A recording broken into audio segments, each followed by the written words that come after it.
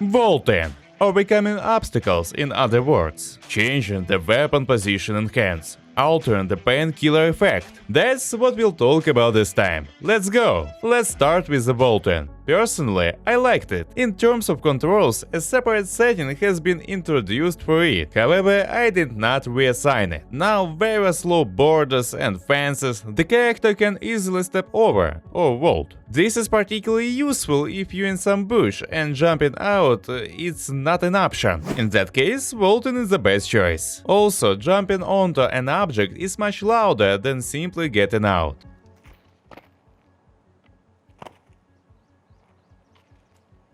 I've already managed to use the streak on a stream to surprise an enemy and gain an advantage. However, using vaulting while running is not always a good idea. Very often, it either slows you down or causes serious bugs, making you get stuck. Therefore, it would be great if BSG could improve the animations when you do something on the move, as it's already implemented in other games. I will remind you, don't forget to subscribe if you want to meet again. As for changing hand position is really cool now. You can pick better from under the left hand around corners. And it looks interesting from the side too. Picking from under the left hand with a tilt or without a tilt looks better. And sitting position is more convenient for picking. But there's one stumbling block. In a normal hand position, after running, you can quickly aim without problems. But if you hold everything with the left hand, then there is unnecessary jerking, which takes time. And that's very bad because you won't be able to sprint out from behind the wall and start shooting right away. However, changing hand position is still very useful because it gives you the opportunity to attack from under the left hand around a corner. And that's cool. Another quite strange moment, suppose we are aiming with the right hand and everything is fine. But as soon as we shift the weapon to the left hand,